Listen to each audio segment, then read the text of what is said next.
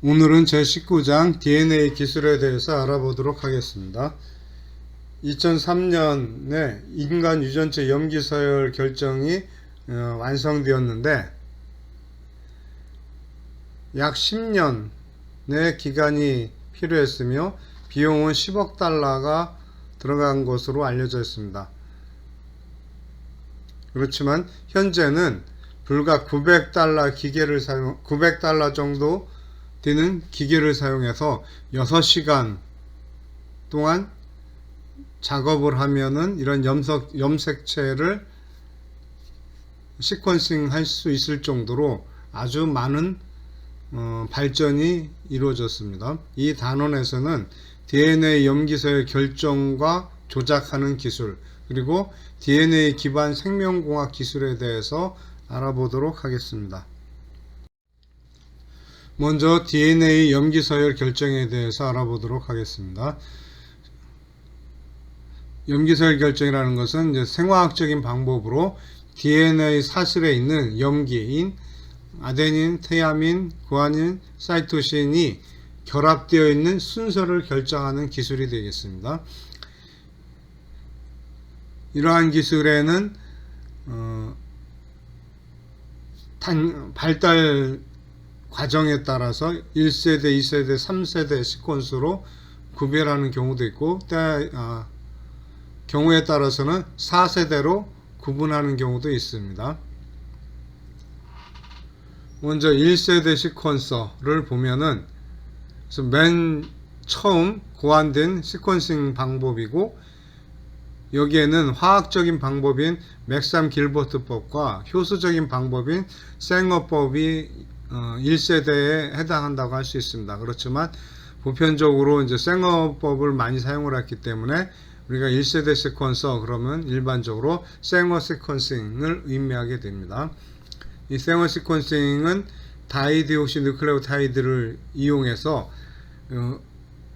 DNA 사슬이 합성되지 않게 합성이 끝나게 하는 거죠. 끝나게 하는 방법을 사용하기 때문에 체인 터미네이션 메서드라고도 부르고 있습니다.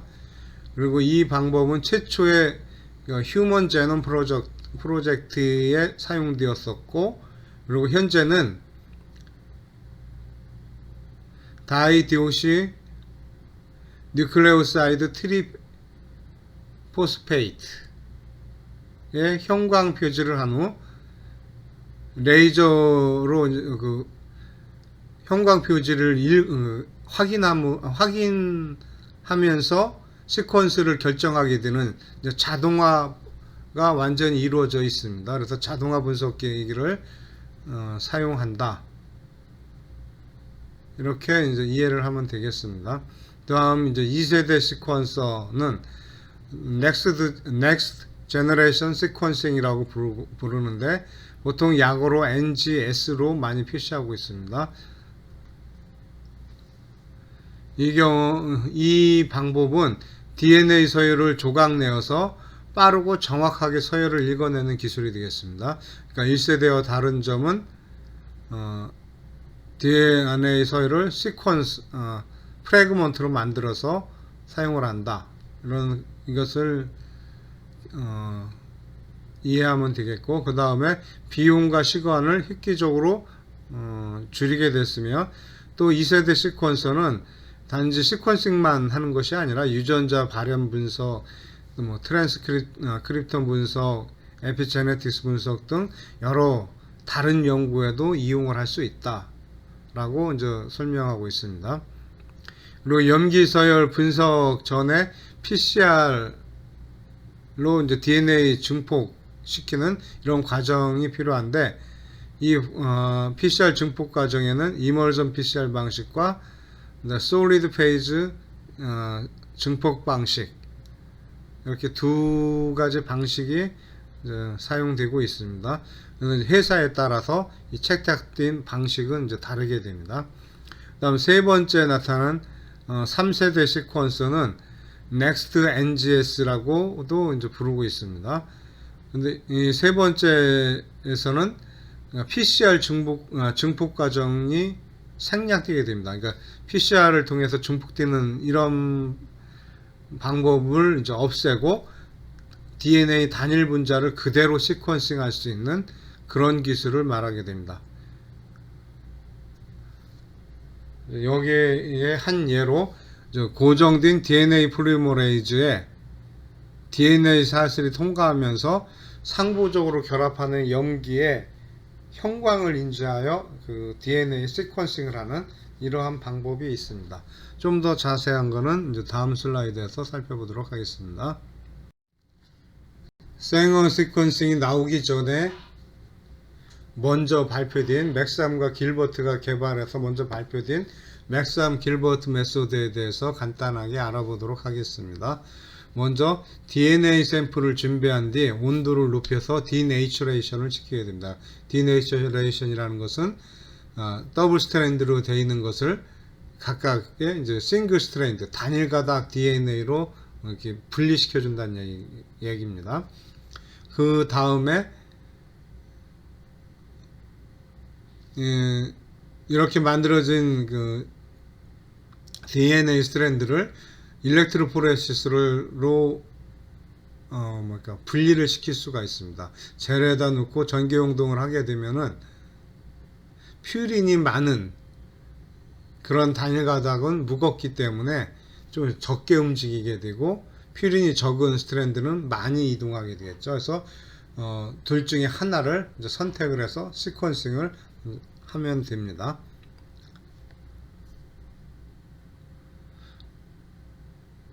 이렇게 이제 하나의 이제 단일 가닥 DNA를 갖다가 선택을 한 후에는 5' 말단에 32P로 이렇게 인산을 이제 교체를 하게 됩니다.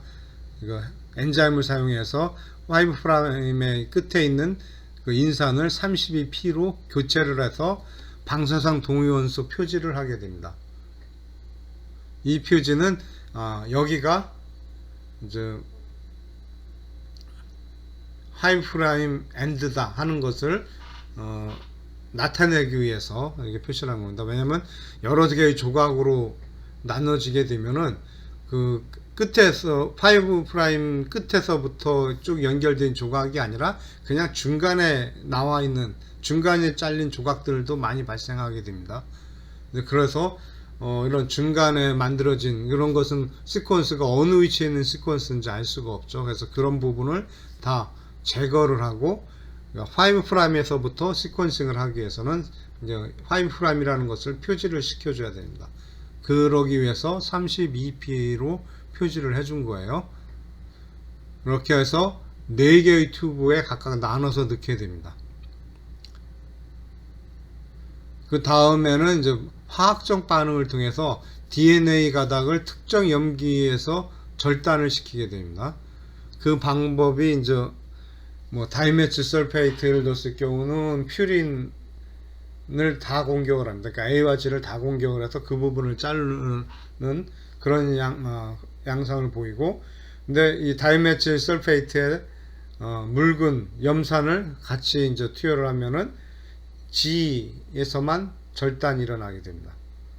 그 다음에 하이드라진 피페리딘을 투여하게 되면은 이 경우는 피리미딘, 즉 C와 T만 공격을 해서 절단을 하게 되는데, 근데 하이드라진 피페리딘에다가 소디움 클로라이드를 같이 투여하면 C에서만 절단을 하는 그런 특성을 나타나게 됩니다.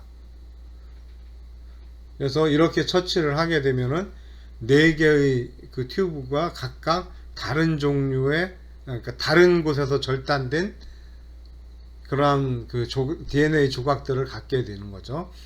여기 오른쪽에서 위에서 두 번째 그림을 보면은 한 개의 튜브에서는 G 있는 곳만 다 자르고, 다른 튜브에서는 A와 G가 있는 곳을 다 자르게 되고, 이런 식으로. 그래서 한 튜브는 또 이제 C 있는 곳을 자르고, 또 다른 튜브는 C와 T가 있는 곳은 다 자르는 이런 이런 방식으로 여러 개의 조각이 만들어지게 됩니다.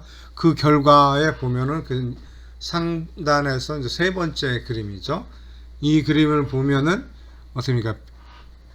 5' 엔드가 있는, 즉 32P로 레이블되어 있는 레이블되어 있는 조각이 있는 반면 레이블되어 있지 않은 조각들도 많이 섞여 있게 됩니다.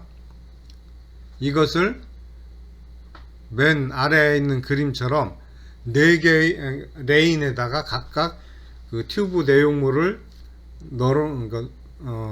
넣고 전기용동을 걸어주게 됩니다. 그러면은 이곳에는 레이블 32P로 표지가 되어 있는 프래그먼트들과 32P가 없는 그런 조각들이 전부 다 혼합되어서 존재를 하게 될 겁니다. 그래서 아주 많은 조각들에 의해서 그러니까 아주 많은 밴드가 형성이 될 겁니다. 그런데 하단에서 맨 왼쪽에 있는 그림처럼 전기용동을 한 그 제일 위에다가 엑스레이 필름을 올려놓고 X선을 조이게 되면은 방사선 그러니까 동위원소가 표시되어 있는, 즉 32P가 있는 조각들만 엑스레이 필름의 현상이 되게 됩니다.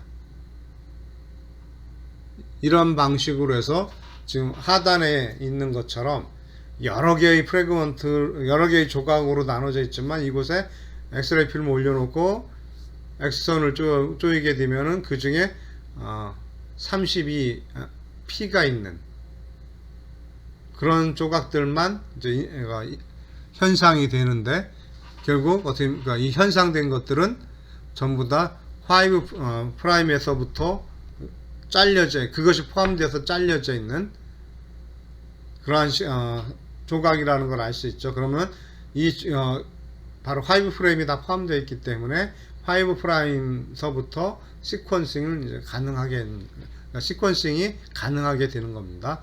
자, 이 그림에서 보면은 이 투여하는 방법에 따라서, 그러니까 레인에 어떤 튜브를 넣느냐에 따라서 이거 달라지게 되겠죠. 자, 그래서 맨 아래 보면은 2번, 3번 레인에 밴드가 있다는 것을 알 수 있습니다. 2번, 3번이니까 C와 2번은 C만 있는 C에서만 잘린 거였고, 3번은 C와 T 두 군데서 다 잘린 그런 조각이 되겠죠. 근데 가장 맨 아래에 있다라는 것은 가장 크기가 작은 조각이라는 의미가 되겠습니다. 근데 맨 아래 가장 크기가 작은 거니까 첫 번째 염기가 되겠죠. 근데 여기 뭐 2번하고 3번에 다 나타나고 있어요. 그 얘기는 이것은 이제 C라는 얘기죠. 왜냐면 3번 레인에도 C가 있을 수 있으니까. 그러면 이건 두 개가 다 나타났을 경우는 3번은 이제 C가 되는 겁니다. 그런데 두 번째 밑에서부터 셌을 때 두 번째 위치에 있는 밴드는 2번 밴드는 비어있고 3번 밴드, 그러니까 3번 밴드에만 나와 있죠. 이 얘기는 C는 아니니까 결국 T가 되겠죠. 자, 이런 방식으로 하나만 나와 있으면은 이제 그것을 바로 이제 읽을 수가 있게 되겠죠. 그 다음에 세 번째도 보면은 4번 레인이 G와 A, 그러니까 G와 A에서 잘린 애들이 섞여 있는 곳인데, 근데 1번 레인에 비어 있으니까 이것은 G가 아니니까 A가 되겠죠. 그래서 이런 방식으로 리딩을 하게 됩니다.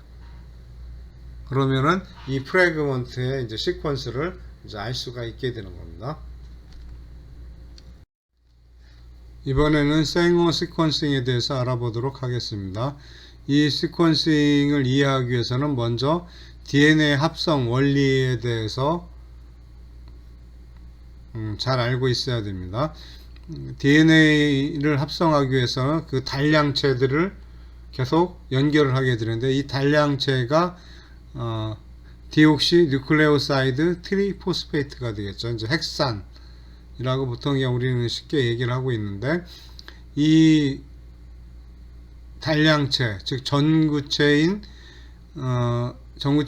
구조를 보면은 당과 염기와 세 개의 인산 이렇게 이 세 개가 이제 결합되어 있는 그런 물질인데 가장 중심부에 있는 당을 기준으로 봤을 때 당은 5탄당인 디옥시리보스로 되어 있습니다. 디옥시리보스라는 것은 2번 위치에 하이드록시기가 없는 그러한 당을 디옥시리보스라고 하죠. 만약에 2번 위치에도 하이드록시기가 있으면은 그러면은 이제 리보스가 되는 거죠. 근데 RNA는 리보스로 되어 있지만 DNA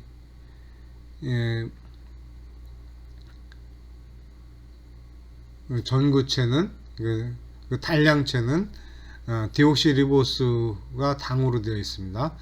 그리고 이 디옥시리보스에 이제 1번 위치에 염기가 붙어 있고 그리고 5번 탄소에 인산기 3개가 결합되어 있는 이러한 구조를 갖고 있는데 이때 이제 DNA는 4개의 염기가 4종류의 염기가 붙어 있죠. 그런데 이제 그것을 전부 다 통칭할 때 보통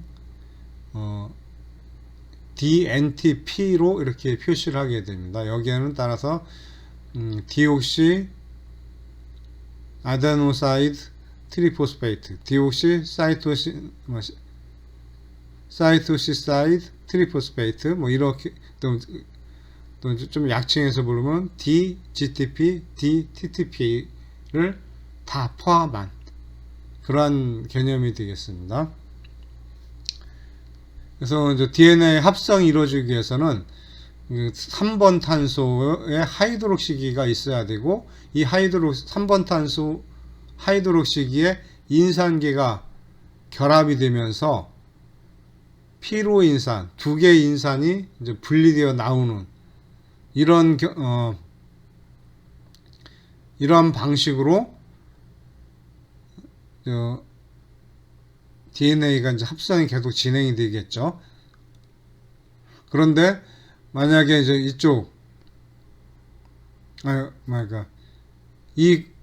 이 과정으로 이제 계속 합성이 되다 보니까 이제 항상 5번 탄소에서 3번 탄소 방향으로 합성은 이루어지게 되는데 근데 만약에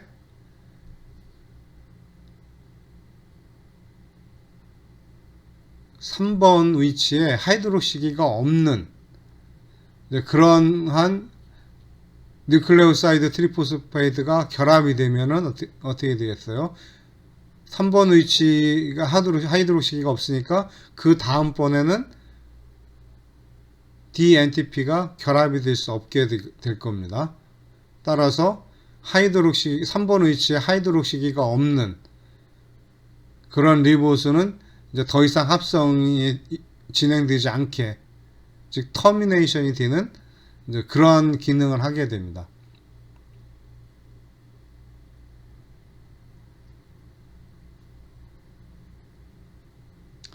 그래서 이제 생어 염기서열 분석법에서는 이러한 3번 위치에 하이드록시기가 없으니까 원래 DNA는 이제 원래 그러니까 하이드록시기가 하나 없는 리보스를 사용하니까 디옥시 뉴클레오사이드라고 이제 이름이 붙게 됐는데, 근데 3번 위치, 그러니까 하이드록시기가 없는 부분이 2개가 있다라면 이름이 어떻게 붙겠어요? 다이디옥시가 되겠죠. 그러니까 디옥시니까 옥시가 떨어져 나갔다. 이제 하이드록시젠인데 여기서 하이드록시라는 것은 OH를 의미해야 되죠. 근데 옥시, 산소가 떨어져 나갔으니까 H만 있다라는 의미가 되겠죠. 근데 그게 이제 디옥시라는 의미가 되겠고, 다이가 붙었으니까 두 개의 산소가 떨어져 나갔다 이건. 그러니까 2번 위치와 3번 위치에서 각각 산소가 떨어져 나왔다. 그런 의미로서 다이디옥시 누클레오사이드 트리포스페이트라고 이제 이름을 붙이게 됩니다. 이게 가운데 정도 보면은 이제 표시가 되어 있죠. 그래서 이건 약어로 DD 다이디옥시에 따서 DDNTP 이렇게 이제 이름을 붙이게 됩니다.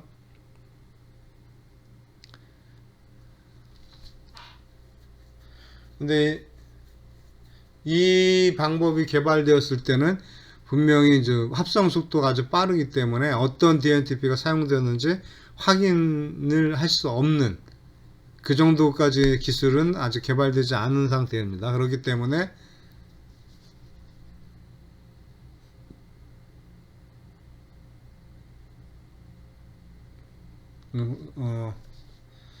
바로 이제 이 DDNTP를 이용해서 반응을 멈추게 하고 그 반응이 멈추면은 조각들이 만들어지겠죠. 중간중간에 그 뭐랄까 DNA 프래그먼트들이 나오게 됩니다.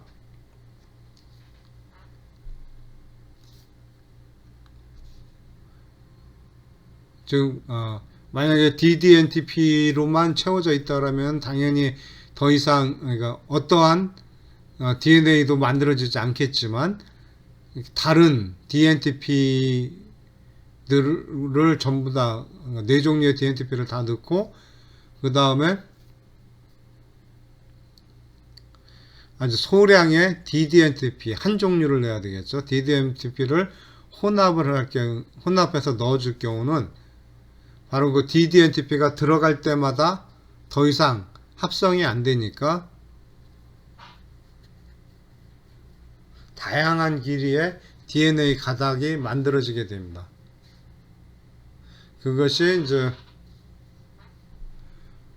왼쪽 하단에 있는 그림에 지금 잘 표현이 되어 있죠.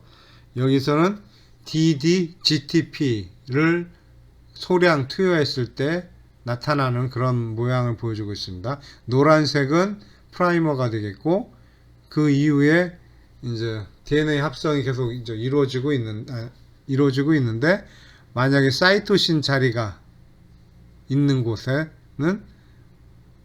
이제 G가 이제 결합이 되겠죠. 근데 이 G가 결합하는 위치에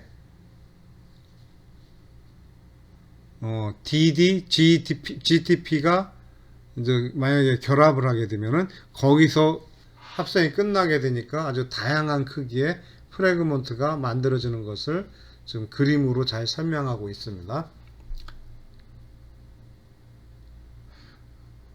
그럼 이러한 것들을 각각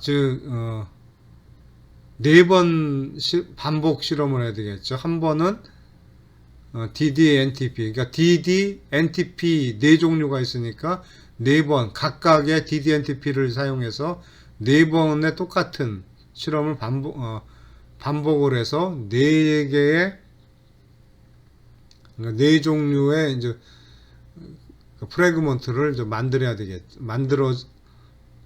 만들고 이것을 앞에 생어가 아니라 맥삼 길버트에서 사용했던 것과 같은 방식으로 전기용동 그 레인에 각각에 넣게 됩니다. 그래서 DDATP를 사용했던 그 튜브, 그 다음에 DDGTP를 사용했던 튜브, DDCTP, DDTTP를 사용했던 그 튜브를 각각 다른 레인에 넣고서 전기 용동을 하게 되면은 역시 길이에 따라서 이동 거리가 달라지게 됩니다. 그래서 가장 짧은 그런 조각이 가장 멀리 가겠죠. 그렇게 해서 오른쪽 하단에 이런 밴드가 나타나게 될 겁니다. 그럼 맨 아래쪽에서부터 보면은 제일 작은 조각, 즉 한 개의 오로지 이제 한 개의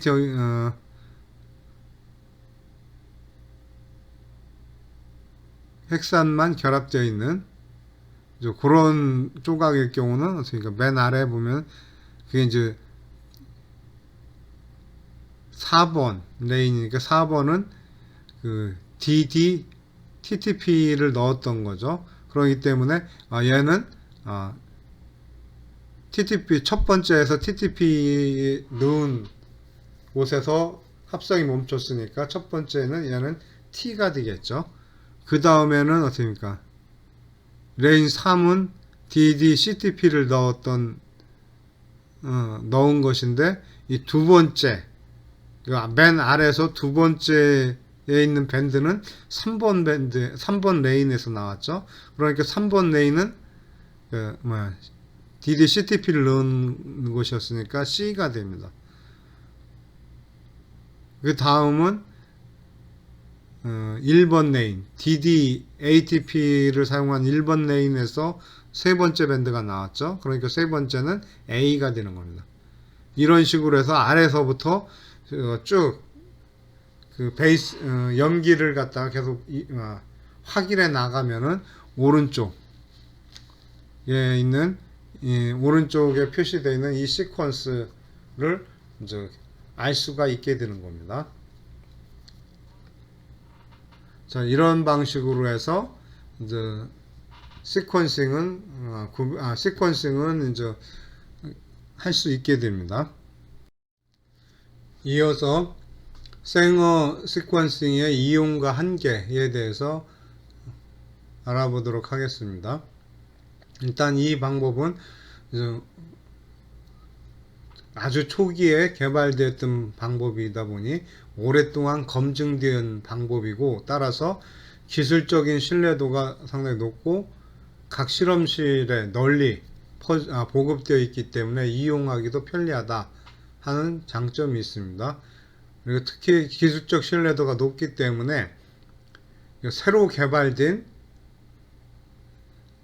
NGS 그러니까 Next Generation Sequencing 기계들을 검증할 때 이때 이 생어 시퀀싱 메소드를 이제 사용을 한다. 이런 설명이 나와 있습니다. 그리고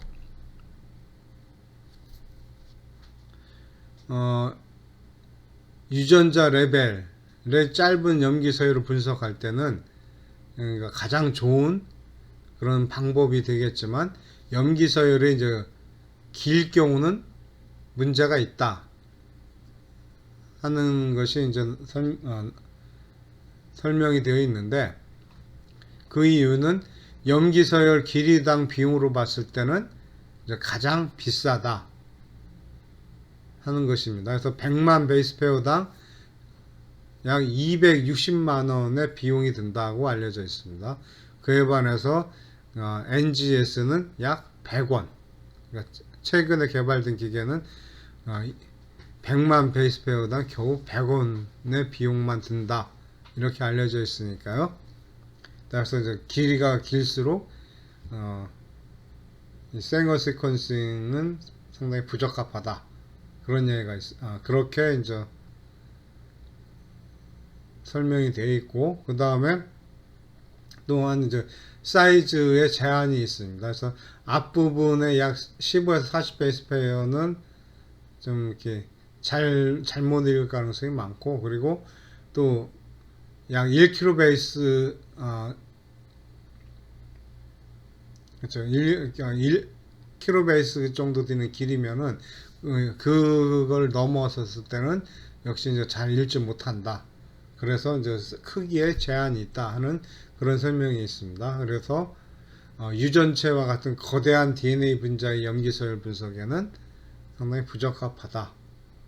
그런 내용이 있고, 그 다음에 앞에서 이 생어 시퀀싱은 자동화가 되어 있다 현재는 그런 설명을 했었는데, 이제 그래서 간단한 이제 그림이 나와 있습니다.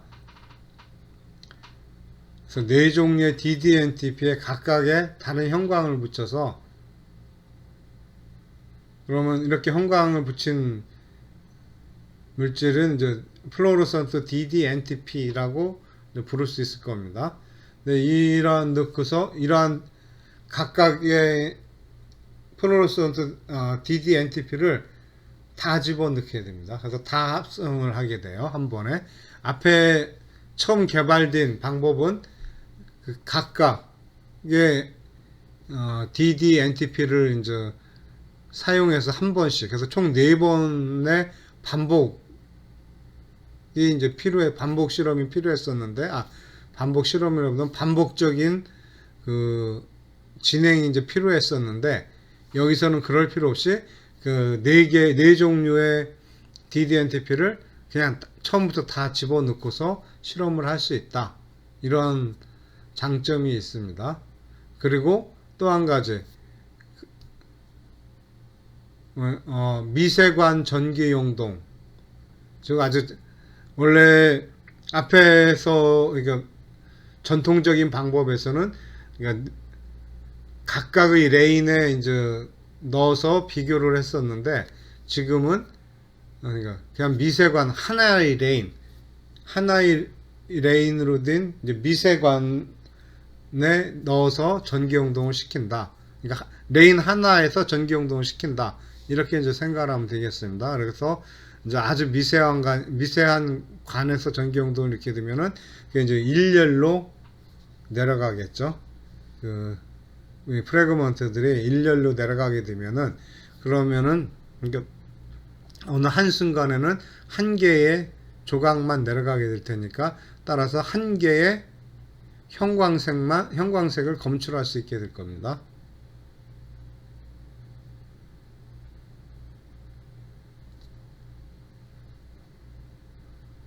그래서 이렇게 네 종류의 형광 물질을 사용하고, 또 이것을 형광을 레이저로 검출함으로 인해서 자동화가 되어 있다. 현재는 이제 그런 설명이 나와 있습니다. 그리고 이제 왼쪽 하단에는 이제 염기에 이런 식으로 이제 다른 색으로 그 형광을 붙일 수가 있다 하는 것을 보여주는 것이고, 하단의 오른쪽에 있는 그림은 이 자동화되어 있는 생어 싱커싱을 바탕으로 자동화된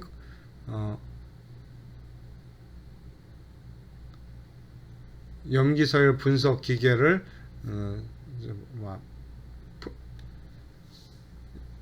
잘 이제 보여주고 있습니다.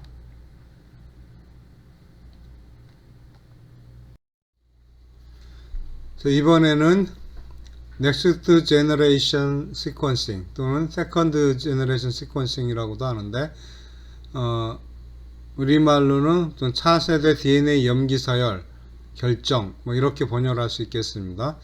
그런데 이제 다른 말로 Sequencing by Synthesis, 즉 합성 기반 염기서열 결정 이렇게 부르기도 합니다. 이 2세대 시퀀싱 방법은 이제 그 개념을 먼저 왼쪽 상단에 이제 그림으로 설명을 하면은, 이제 DNA를 작은 크기의 절편으로 만든 후에 이것을 각각의 절편을 시퀀싱하고, 그 절편들을 서로 어떻게 보니까 나열을 하면서 겹쳐지는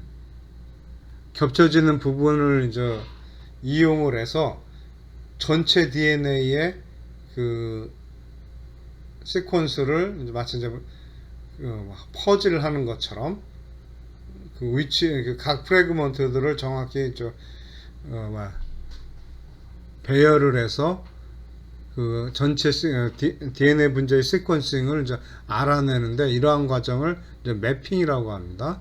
근데 이런 매핑을 하면은 결국 어떤 특정한 부분에서는 어떤 변이가 나타나는 것을 이제 확인할 수도 있게 됩니다.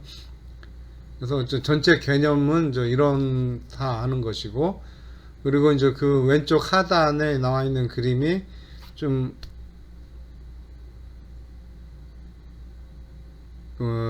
이제 기계를 사용을 하는 거죠. 앞에서 생어 시퀀싱도 현대에서는 자동화된 기기를 사용한다 했는데, 이 세컨드 제너레이션도 전부 자동화된 그런 기계들을 이제 사용하게 됩니다. 그 다음에 이제 오른쪽 그림에 좀 더 이제 자세하게 합성 기반 염기서열 결정에 대해서 이제 설명을 하고 있습니다. 먼저 유전체 DNA를 조각내서 약 300 염기쌍 크기의 절편을 이제 만들게 됩니다. 그래서 각 절편을 액체 방울에 있는 작은 구슬로 분리해낸다. 바로 이게 이제 에멀전 PCR 방식이라는 의미가 됩니다. 그렇게 해서 이제 이 액체 방울에 있는 구슬에 들어간 이 조각은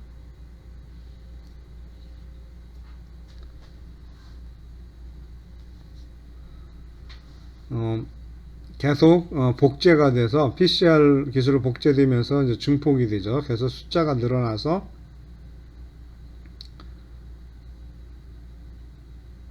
그냥 뭐 100만 개의 이제 정확히 이제 같은 시퀀스를 갖고 있는 이런 복제 염기설이 만들어지게 됩니다. 그런데 이때 이제 5' 말단은 전부 다 이 구슬에 특이적으로 이제 결합이 된다. 이런 것을 이제 설명하고 있습니다.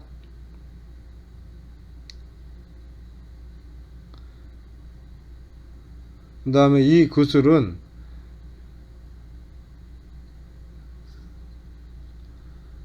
중간 정도에 보면 이제 여러 개 홈이 들어있는 어떤 판 같은 게 있죠.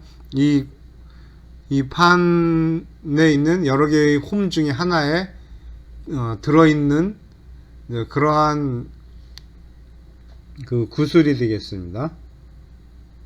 그러니까 이 홈에는 각각의 구슬들이 이제 좀 복제된 시퀀스를 갖고 있는 각각의 구슬들이 다 들어있다는 얘기가 되겠고, 이 홈에 DNA 중합 효소와 이제 프라이머를 넣어주게 되면은, 그리고 맞죠, 프라이머를 넣어주게 되면 이제 그 핵산들만 들어오게 되면은 이제 합성이 일어나게 되겠죠. 그래서 바로 이제 이 상태까지 다 홈에 넣어준 후에 각 홈에 이제 4개의 누클레오타이드 중 하나를 포함하는 용액을 전부 다 첨가를 하게 됩니다. 이 모든 홈에 다 한 개의 누클레오타이드를 다 첨가를 한 후에 이제 다시 이제 세척을 하게 돼요. 그러니까 세척이 끝나면 이번에는 두 번째 누클레오타이드를 다시 각 홈에 다 일정한 양으로 이제 첨가를 하게 됩니다. 그 이후 두 번째 누클레오타이드도 역시 이제 세척을 해서 제거한 다음에 이제 세 번째, 그리고 마지막으로 네 번째 디트포에 대해서도 연속적으로 이런 방식으로 전 과정이 이제 반복되게 나타납니다. 그러면은 이런 과정에 의해서 어떤 현상이 일어나느냐 하는 것이 오른쪽 그림에서 좀 맨 하단에 지금 나와 있죠. 먼저 이 그림에서는 DATP를 투여했을 때, 만약에 프라이머 다음에 DATP 넣었을 때 이게 주형의 이제 상보적인 것이 있다면은 DATP가 여기에 결합이 되겠죠. 그러면 이제 DNA 중합효소에 의해서 DATP가 연결이 되고, 이때 파이로포스페이트 PPI가 떨어져 나가게 됩니다. 이때 떨어져 나가면서 에너지가 방출되니까 이제 빛이 나오게 됩니다. 그래서 PPI가 떨어져 나오면서 불빛이 만들어지게 되고, 이 불빛을 기록을 하게 되는 거죠. 그래서 어떤 뉴클레오타이드가 들어갔을 때 빛이 발생했는가 하는 것을 가지고 이제 무엇이 결합됐다 하는 것을 알 수가 있는 겁니다. 그 다음에 세척을 한 후 다른 뉴클레오타이드를 넣었을 때 만약에 이제 그게 상보적이지 않다면은 그 다음 시퀀스가 이제 상보적이지 않다라면은 결합이 안 일어나고 빛이 발생이 안 되겠죠. 그래서 그 다음에 워싱을 하고 또 다른 걸 넣고 이렇게 해서 이제 매번 4개의 ATP를 매번 반복적으로 하나의 시퀀스마다 이제 반복적으로 4개의 ATP를 이제 넣게 되는 겁니다. 그래서 이제 빛이 나올 때마다 그것을 기록을 해서 어떤 그러니까 ATP의 그래서 이제 염기의 이제 시퀀스를 이제 알아낼 수가 있는데 이때 나오는 데이터가 오른쪽 상단에 그렇죠. 그래프로 나와 있죠. 여기서 보면 각 염기에 따라서 색깔이 다르게 표현이 되어 있고 그리고 전체적으로 보면은 이제 비슷한 크기, 제일 많은 수치가 이제 비슷한 크기로 좀 나와 있는 그런 크기가 있죠. 이 크기가 이제 한 개의 뉴클레오타이드가 이제 결합되어 있을 때 얘기고 이것의 2배 크기가 또 이제 몇 개가 있죠. 이 얘기는 그것이 연속으로 같은 뉴클레오타이드가 2개가 연속으로 시퀀스 그러니까 연속으로 되어 있다 그런 의미가 되겠습니다. 물론 이제 3개가 되어 있다면 이제 3개가 똑같은 뉴클레오타이드가 연속적으로 붙어 있다 그런 의미가 되겠습니다. 그리고 맨 그 X축에 가까운 거리가 아주 짧은 그런 형광색들이 좀 모여 있는 것들이 보이는데 이것은 세척을 하지만 세척에서 이제 완전히 100% 제거되는 게 아니기 때문에 약간의 이제 노이즈가 남은 것이다 이렇게 생각을 하면 되겠습니다. 그래서 이런 식으로 어떤 매번 뉴클레오타이드가 합성이 될 때마다 빛이 나오니까 그 빛을 기록하면서 이제 그 결합되어 있는 결합한 뉴클레오타이드를 확인할 수 있다는 것이 되겠습니다. 이 방식이 이제 합성 기반 염기 서열 결정법이라고 하고 이제 Next Generation Sequence 차세대 DNA 결정법, DNA 염기 서열 결정법 이렇게 이제 얘기를 할 수 있겠습니다. 이분이 프레드릭 생어라는 분인데 노벨상을 2번 받으셨네요. 그래서 같은 분야에서 이제 2번을 받으셨는데 두 번 다 화학 분야에서 받았는데 1958년에는 인슐린 연구로 받았고 1988년에는 염기서열 결정법을 가지고 받았습니다. 그래서 같은 분야의 노벨상을 2번 받은 사람이 여태까지 총 4명이 있었는데 그중 1명이다 라고 설명이 나왔네요. 정말 대단한 분이라는 것을 알 수가 있습니다. 그리고 여기에 보면은 같은 카테고리에서 2번 받은 분이 4명이 있다고 그랬는데 다른 카테고리로 노벨상을 2번 받은 분이 딱 1분 있는 걸로 알고 있습니다. 그분은 바로 이제 퀴리 부인이 됩니다. 오늘은 여기까지 해서 이제 마치도록 하겠습니다. 그 다음에 이제 Third Generation Sequencing에서부터는 다음 시간에 이어서 하도록 하겠습니다. 수고하셨습니다.